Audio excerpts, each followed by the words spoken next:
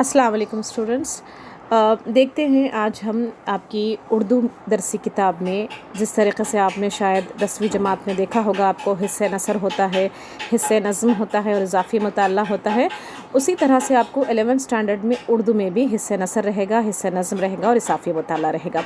लेकिन एक बात का ख़ुसूसन याद रखिए, ध्यान रखिए इस बात का कि आपको मैंने आज सिलेबस में कुछ असबाक़ जो हज़्फ़ किए गए हैं, यानी जो ओमिट किए गए हैं, जो आपको नहीं पढ़ने हैं, वो मैं आपको आज भेज चुकी हूँ। उन बातों का आपको ख़याल रखना है और आप एक बार उनको टिक कर लीजिए ताकि जब आप मुताले करने के लिए बैठें, एग्ज़ाम के लिए बैठें या स्टडी के लिए बैठें, तो आपको इन असबाक़ को नहीं पढ़ना है। तो चलिए आज हम पहला सबक देखते हैं आपका दास्तान ताजुल मुल्क के पहुँचने की मकाउली की सरज़मीन में।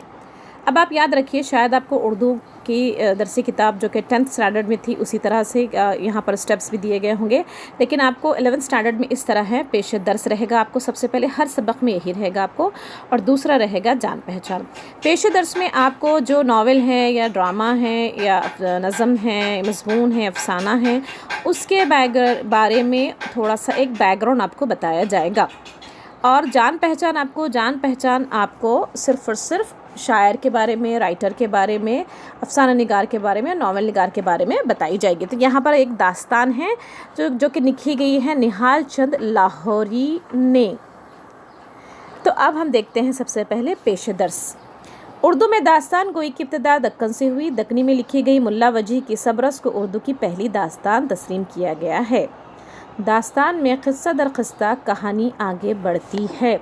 चलिए देखिए, अब आप बताएं मुझे एक दास्तान क्या होती है। तो कहानी दास्तान में क्या होता है कि कहानी क़िस्सा दर क़िस्सा, मतलब क़िस्से पे क़िस्से आते हैं और कहानी आगे बढ़ती जाती है।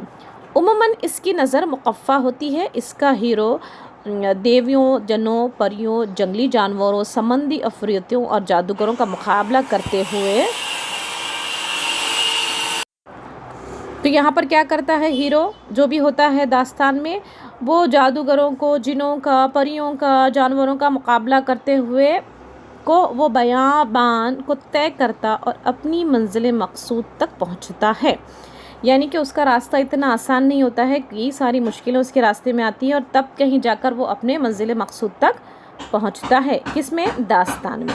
अंग्रेज़ों ने अपने मुलाजमीन को उर्दू सिखाने के लिए 1800 में कलकत्ता का फोर्ट विलियम कॉलेज क़ायम किया। तो वहाँ के प्रिंसिपल डॉक्टर जॉन गिलक्रिस्ट ने मुंतखब अदीबों का तखर्रुर किया जो मुंशी कहलाते थे।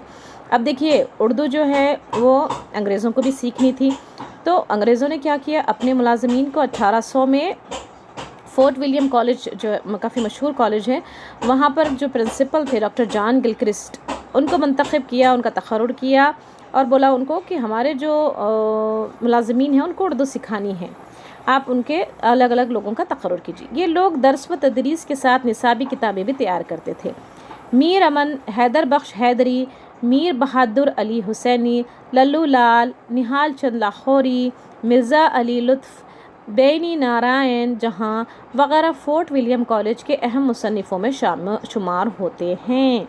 अब ये फोर्ट विलियम कॉलेज में कौन कौन से लोग थे जो अंग्रेज़ों के साथ काम किए ताकि लोगों को उर्दू आए? निहाल चंद लाहौरी ने इज़्ज़तुल्लाह बंगाली की फ़ारसी तसनीफ़ का उर्दू तर्जुमा मज़हब इश्क़ नाम से किया। अब इन सब में आपके जो राइटर है जिसके बारे में हमें पढ़ना है वो है निहाल चंद लाहौरी। तो निहाल चंद लाहौरी ने एक बंगाली किताब थी, उसको क्या किया, उन्होंने उर्दू में उसका तर्जुमा किया और उसका नाम रखा गया मज़हब इश्क़। हिंदुस्तानी लोक कथाओं में गुल बकावली का ये क़िस्सा बहुत मशहूर है। दयाशंकर नसीम ने इसी क़िस्से को गुलजार नसीम के नुमान से नज़्म किया है। अब इनका जो क़िस्सा था निहाल चंद लाहौरी का गुल बकावली, ये बहुत फेमस है, काफ़ी मशहूर है, और दयाशंकर नसीम ने क्या किया, इसको गुलजार नसीम के नाम से पब्लिश किया। निहाल चंद ने अपने तर्जुमे को असल से बिल्कुल क़रीब रखते हुए तकल्लुफ़ात से बचने की कोशिश की और तर्जुमे में सादगी इख्तियार करके क़िस्से को निहायत दिलचस्प बना दिया है। इस किताब का सने इशाअत 1813 है। मुतरजिम को इस किताब पर 150 रुपये का इनाम मिला था। अब देखिए, निहाल चंद लाहौरी ने जब ये किताब लिखी थी 1813 में, तो उनको इस पर इनाम मिला था 150 रुपये। مذہب عشق اردو کی ابتدائی داستانوں میں نہایت اہم ہے۔ اس میں گل بقولی کا قصہ درج ہے۔ ہم جو پڑھنے والے ہیں مذہب عشق جو ہے اس داستان میں گل بقولی کا قصہ ہے۔ اس کی زبان اگرچہ خدامت کے لیے ہوئی ہے لیکن رواں ہے۔ اس میں محاورات اور ضرب الامثال کا استعمال متن کو دلکش بنا دیتا ہے، یعنی کہ ڈیفرنٹ ٹائپس آف جو ہوتے ہیں ایڈیمس ہوتے ہیں، فریزز ہوتے ہیں، ایسی چیزوں کا استعمال کر کے کیا کیا گیا ہے، اس کہانی کو اور بھی دلکش بنا دیا ہے۔ مصنف نے نثر میں تشبیہات اور استعارات کو بھی برتا ہے جن کی وجہ سے زبان میں شیرینی پیدا ہو گئی ہے۔ اس سبق کے محاوروں کو درجی نقطہ بنا کر زبان کی ادبی چاشنی سے متعارف کرایا جا سکتا ہے، یعنی کہ رائٹنگ سٹائل جو تھا نہال چند لاہوری کا، اس کے بارے میں یہاں پر بتایا گیا ہے۔ سبق میں بیان کی ہوئی کہانی ہمارے ملک کی دیو مالائی اور اساطیری روایات سے تعلق رکھتی ہے۔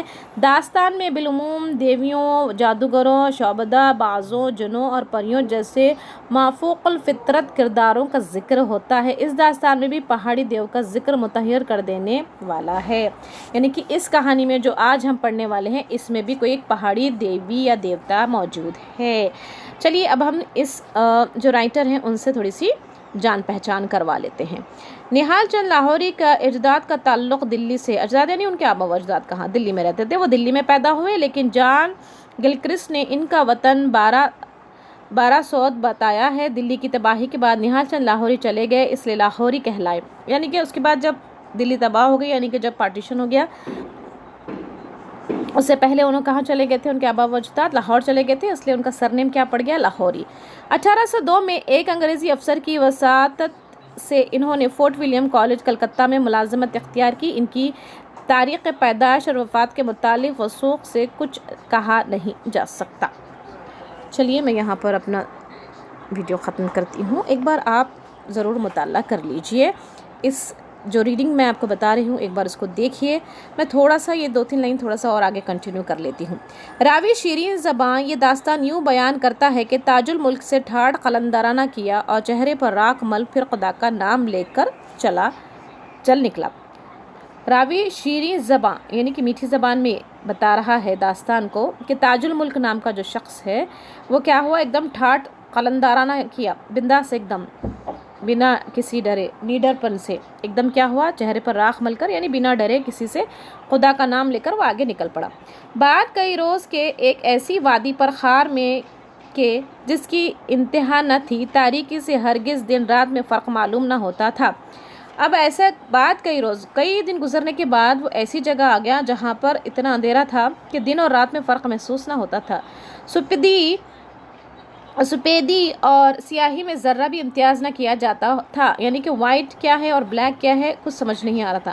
وہاں جاورید ہوا اور اپنے دل کی دھڑس دے کر کہنے لگا کہ اے عزیز، یہ پہلی ہی بحر مصیبت کی لہر ہے، یعنی کہ اب تاج الملک کو کیا لگنے لگا، یہ تو پہلی مصیبت ہے، اتنا سناٹا، اتنا اندھیرا کہ دن ہے یا رات ہے اس کو کچھ محسوس نہیں ہو رہا ہے، سمجھ میں نہیں آ رہا ہے، تو اس نے سوچا کہ یہ تو پہلی لہر ہے جو مصیبت کی میرے پاس آئی ہے۔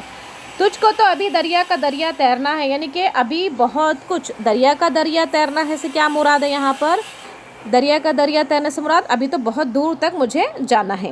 ہمت کی کمر چست باندھ اور سمندر کے مانند آپ کو اس آتش کدے میں ڈال، یعنی کہ اپنے آپ کو ہمت دلا، ہمت کر اور کیا کر، سمندر کے مانند آپ کو اس آتش کدے میں ڈال، یعنی کہ اس آگ کے کنویں میں مجھے خود کو کیا کرنا ہے، ڈال دینا ہے۔